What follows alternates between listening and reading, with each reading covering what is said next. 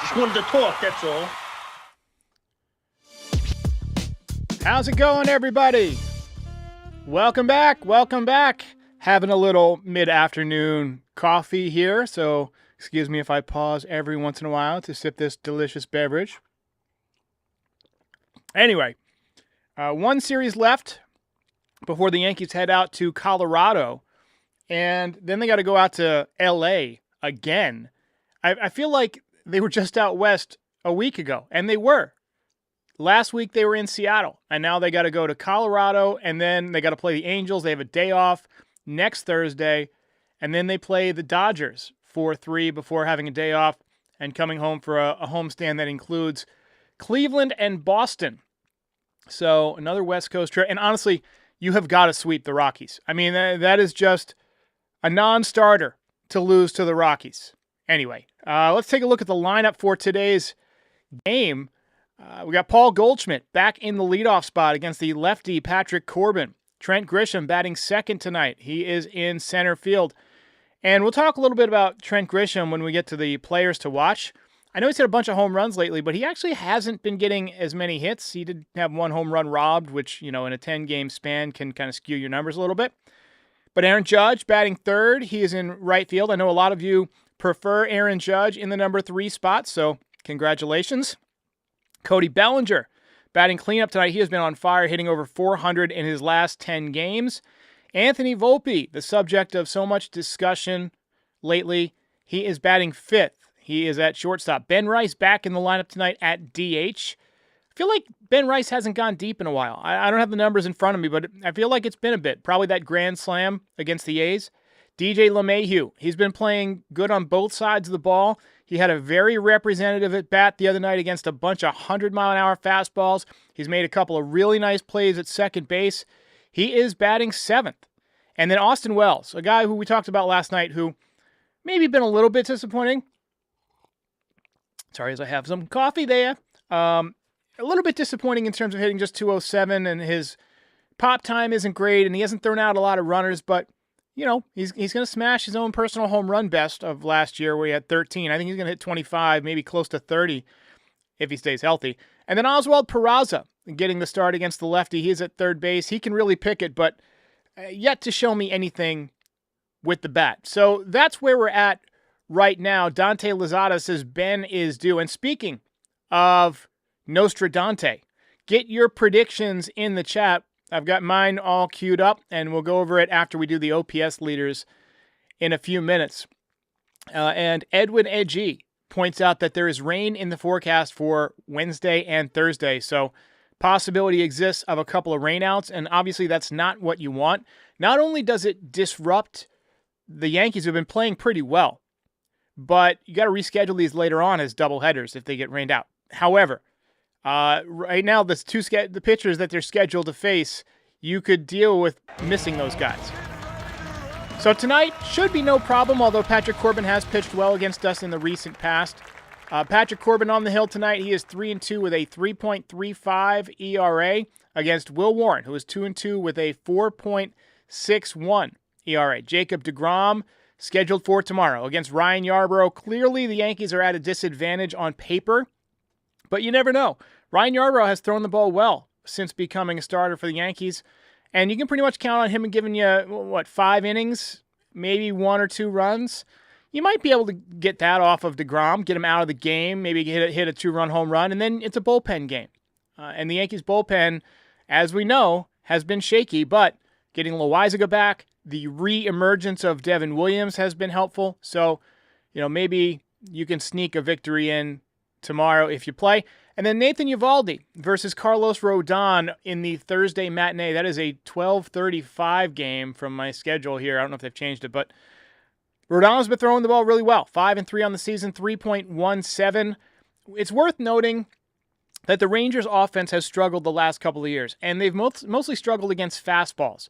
So I would expect Warren to use his fastball more than we've seen it tonight. Now, his fastball is not overpowering, but he can get it up to 95, 96. And their problems tend to be like 95 and above. And Carlos Rodon, I expect him to go back to being classic Carlos Rodon on Thursday, and just pumping fastball, try to get the slider. Lately, he's been mixing his pitches more, sinkers, changeups. I don't expect him to go with that game plan against a team that's really struggling to hit fastballs. All right, so players to watch. And, we could pretty much just use this list most series kickoff episodes. And for the second one in a row, I chose the same 4 players. And for pretty much the same reasons. Aaron Judge, you always got to keep an eye on him. I think he's due to hit a home run. He's hitting .366. He's got 3 home runs, 7 RBIs in the last 10 games. Overall in the season, hanging in there at .400 or .401. And Trent Grisham, last 10 games, he struggled a little bit. .194, but he does have 3 home runs and 5 RBIs. That's one of those situations where he's not getting a ton of hits, but the hits that he's getting are going for home runs. They're going out of the ballpark. Paul Goldschmidt, last 10 games, hitting .300. So he's kind of taken a step back, but he had a big clutch hit the other night. I like that Paul Goldschmidt is a guy who will take what he gives you, right? If you throw it away, he'll take it to right field. You come inside, he'll pull his hands in and try to pull it. He's not up there swinging for the downs every time. He's a good hitter. And then speaking of good hitters, Cody Bellinger, my goodness. See, if you use a sound effect while you're taking a sip, it's a lot less awkward for the people who are listening. By the way, I just realized my LED board went out with the scores. I don't know why. I hope the cat didn't pull the cord out, but if he did, I will fix it for the post-game show. But Cody Bellinger, last 10 games, hitting .415 with 10 RBIs. So swinging the bat pretty well. You wonder, if the lefty will affect him. He seems like a guy who hangs in there against lefties. He keeps that shoulder in. So I'm looking for Bellinger to stay hot tonight, riding that momentum after the grand slam on Sunday night in Game 3 of the Subway Series. So let's just kind of zoom in on the Yankees OPS leaders as we are about 28% of the way through the season, 46 games. Aaron Judge remains on top, 1.242 OPS. That is, quite frankly, absurd. It's just absurd. And I don't see it changing anytime soon. Round of applause for the captain. Trent Grisham at .959. Goldschmidt has dipped below .900. Now, you might remember the last time that we looked at this, the Yankees had 4 players with an OPS over .900. It was Judge, Grisham, Goldschmidt, and Rice. Both Goldschmidt and Rice have fallen back below .900 to .878 and .876, respectively. Bellinger creeping up. He jumped from .688 to .790 in just one series. That's how well he hit the ball against the Mets. Dominguez hanging in there at .761. Volpe at .745, and Wells bringing up the rear at .732. And like I said, when your calling card is as an offensive player, I expect better than a .732 OPS. I know it's not terrible, especially for a second-year player, who's been a little bit unlucky. But I expect more, and I'm going to pull up Austin Wells' Statcast numbers real quick, and then we'll look at a few other guys on Statcast as we prepare for this series. So Austin Wells, the fielding run value has been great, but that's mostly framing. You look at the framing, but you look at the caught stealing above average, you look at the blocks above average, slightly above average, pop time well below average. And then you look at his offensive numbers, the metrics don't necessarily line up with his actual stats. So he has been unlucky. The barrel percentage is good. The hard hit percentage is good. The launch angle sweet spot, not good. He's hitting too many balls on the ground. Bat speed is damn near elite, top 25% of the league. I'd say top 15% is what I would call elite. And that changes day to day. Sometimes it's top 10, sometimes it's top 20, but he's in the 75th percentile. And the strikeout percentage is up, but look, most of his hits, as you can see, go a long way. He'll occasionally hit singles or whatever, but he's up there to try and smoke the baseball. And look, I want him to just be a little bit more productive. All right, let's take a look at Will Warren, who's pitching tonight for the Yankees. You see he is 2-2 with a 4.61, 9 games started. He's got more strikeouts than innings pitched. He's got 50 strikeouts in 41 innings. The fastball run value has been well above average. That should match up well with the Rangers. Strikeout percentage and whiff percentage, both very good. Ground ball percentage, well above average. And his extension, he gets a lot of extension. He is 6'2", so that must mean that his stride is longer than most because, extension is how close you get to the plate. And you look at the barrel percentage, the hard hit percentage, not great. He does give up a few too many hard hits. Some of that was early in the season. He's pitched much better lately. The average exit velocity off of him is 93.1. So when they hit it, they smoke it. So that's where we're at with him. We're going to take a look at, let's take a look at Patrick Corbin because he's pitching tonight. And there was a time when a lot of people thought Patrick Corbin was going to be a Yankee. Didn't work out. He ended up with the Nationals. He is now with the Rangers, and he seems to have turned it around at least a little bit. After a couple of bad years, 5.20 ERA in 2023, 5.62 ERA last year. And I do remember he pitched pretty well against the Yankees last year when the Nats faced him. And now this year, off to a really good start. You see his metrics are great. His hard hit percentage is in the 90th percentile. He's a sinker, slider, cutter guy now. He only throws the four-seam fastball about 6% of the time. It's around 91 miles an hour. And really what you're going to see from him is a guy who throws slider after sinker, after slider, after cutter. He's just going to throw the kitchen sink at you. Complete opposite of what we're going to see from Jacob deGrom tomorrow. Jacob deGrom remains elite in Statcast. His four-seam usage is 45% of the time. It averages 97 miles an hour. He can still hit 99, 100 at times. His slider has been great, and he throws it at about 89 miles an hour. He throws it 40% of the time, and he does mix in a change and a curveball. Obviously, one of the great pitchers of our generation. Issue is that he's been unhealthy. He's had a lot of injuries, but when he's in there, he's extremely, extremely difficult, and that's why he's one of the highest paid pitchers in baseball. Nathan Eovaldi, obviously we're all familiar with him. He's had a couple of good years in a row, 12-5, 3.63 in 23, 12-8, 3.80 in 24, both with the Rangers. And then this year, he is off to a fantastic start, 4-2 with a 1.61 ERA in 10 starts. The walk percentage is just outstanding. His pitching run value, best in the league. And again, he's a guy who throws the fastball and the splitter in equal measure. They look very similar coming out of his hand. Fastball at 94.6, roughly 95. Split at 86.8, roughly 87. So those are two pitches that are going to look a lot alike, and he's going to get a lot of swings and misses. So, that's where we're at. Let's take a look at our predictions for the night. This was built by a wizard. So my prediction for tonight is that Aaron Judge will hit a home run. I think he's due. I believe in due. Wayne Wilcox says Volpe will choke with runners in scoring position. Yikes. You guys are tough, man. You guys are tough. Let's see here. Lori C says Uncle Ben. I don't know if she's predicting something or if that's just or what. Let's see. Get those predictions here. Gregory Wayne says that's 3 quality pitchers that we're going to face right there. Absolutely. And then Lou Goodbar says Volpe needs to fix his at-bat approach. He's not adjusting to the count and the situation in the game. I mean, sometimes he does. But like a lot of young players, he's inconsistent. And I think that's the big problem is that he's been inconsistent. But like I said last night, steady incremental progress forward. Dante says DJ LeMahieu would record an extra base hit, leaning towards a double, want a home run. Belly would get 2 hits. One of which will be a double. All right, keep them flowing in. We're going to do the sponsor here, Cash App, and then we'll be back with your final predictions, comments, and a few voices.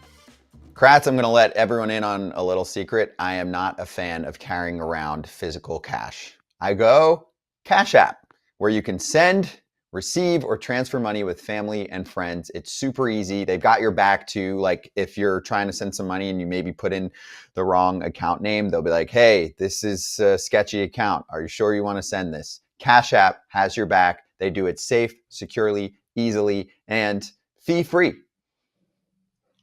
And all you got to do is download the app, and Scott can actually pay for his half of dinner. Exactly. For a limited time only, new Cash App users can use our exclusive code to earn some additional cash. For real, there's no catch. Download Cash App, sign up, it's very easy, and use our exclusive referral code territory in your profile. Send $5 to a friend within 14 days and you'll get $10 dropped right into your account. Terms apply. That's money. That's Cash App. All right, let's hear it for Cash App. Caden Mills says Goldschmidt and Belly Bombs. We'll take it. We'll sign up for it right now. Marcos with a serious observation says Volpe adjusts when there's a threat for him to move on from him, but then he starts opening his hips again. Just keep him in the 9-hole for the whole year. Not sure I agree. I think he's a valuable hitter. He's just he's growing. He's growing as a player, and it doesn't happen instantaneous for everybody, and not everybody becomes a superstar. But he is what he is, and I say we just get on board with it. What's going on, Derek? Can't wait for the series tonight. This should actually be another good one. The Rangers here definitely look to be playoff quality type of team. So it'll be good to get a different look at these guys right here with Warren on the mound, and just seeing what the overall the temperature of this series is about to look like. Just wanted to say real quick, Yorbit Vivas, man, that AB he had late in the game where against the Mets there, where he was fouling off pitches, taking good pitches, just having a really good plan of attack at the plate. The guy looked, for the first time, like a real MLB threat at the plate. That was an awesome at-bat. That was fun to watch. I hope Volpe honestly took some notes with that at-bat, because the dude came up with a game plan. He was spitting on tough pitches just above the zone, fouling off tough pitches, doing like his own version of like the Soto shuffle a little bit. It was a real exciting at-bat, and it was a good one for the other young kids. Yeah, I appreciate it. So I thought that was the at-bat of the night, frankly. I mean, he, like you said, spitting on tough pitches that were just out of the zone, fouling off 100 miles an hour, ultimately made contact. I still think he's swinging too hard. I don't remember him swinging that hard when I saw him in spring training, but, I mean, his helmet's still flying off. Look, I like Vivas. He's got a great eye at the plate. He hasn't done much offensively, but I hope they continue to give him opportunities, because I think he's going to be a player.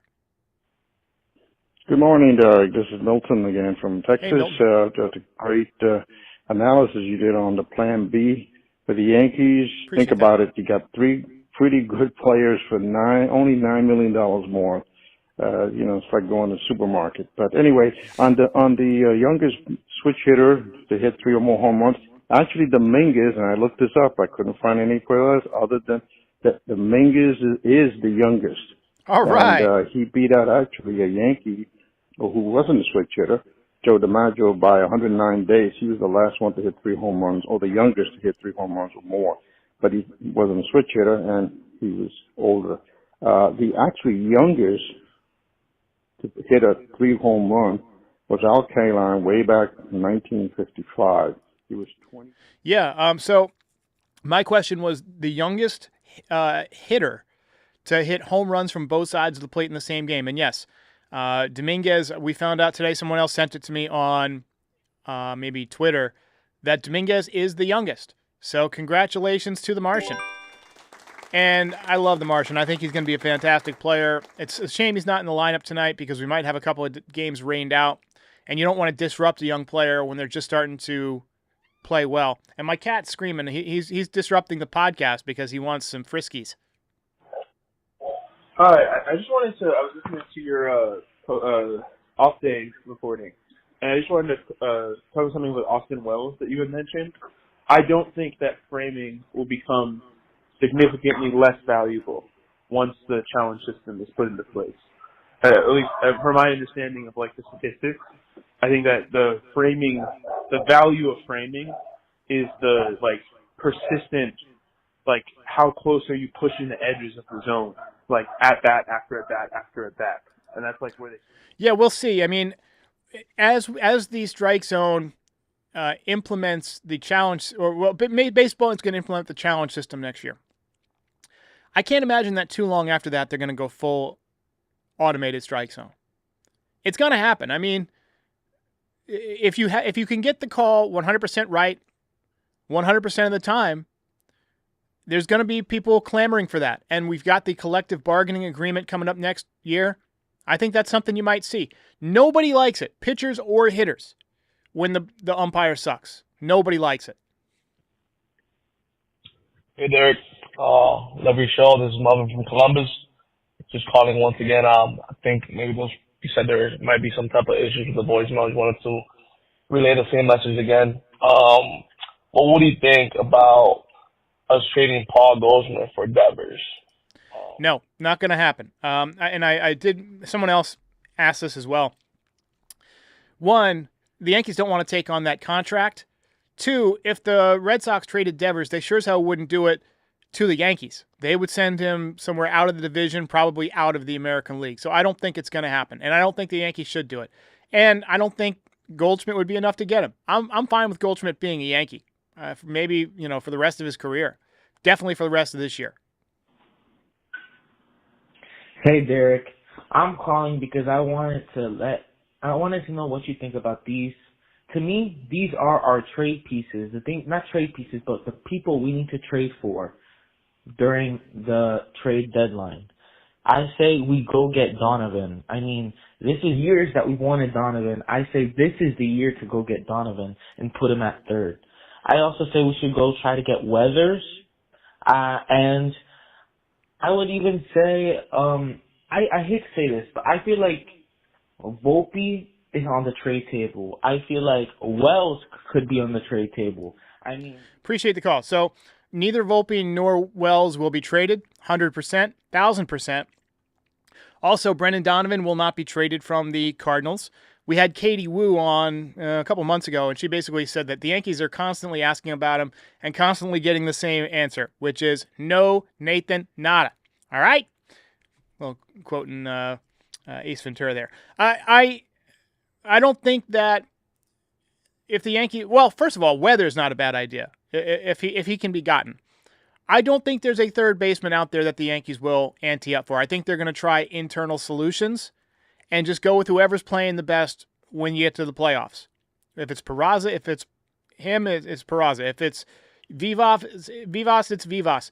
And then you've also got the possibility, and I'm sure both of these players would be down for this, but if Jazz comes back, maybe you switch DJ over to third base. DJ's been hitting well. If he can handle it, if he can play third, why not? Why not give him a shot? And referee will be at the game tonight. That should be fun. Congrats. Enjoy it. I wish I could be there with you, but I will be covering, and I'll be doing a post-game show live after the game. So tune in, like, subscribe. Go ahead and check out the merch, NYYDesigns.shop. We got all sorts of fun stuff, and I'm going to add a whole bunch more stuff to it over the next several days. So come back and shop often, and we'll see you tonight after the game.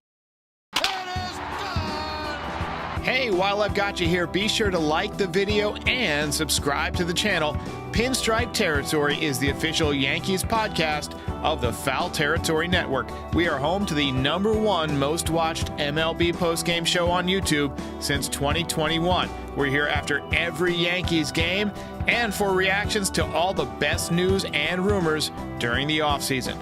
Be a part of the show by calling into the voicemail 718-899-1068. Try to keep it clean for me. And if you ever miss us on YouTube, be sure and subscribe on all your favorite podcast platforms. Go ahead and rate us 5 stars.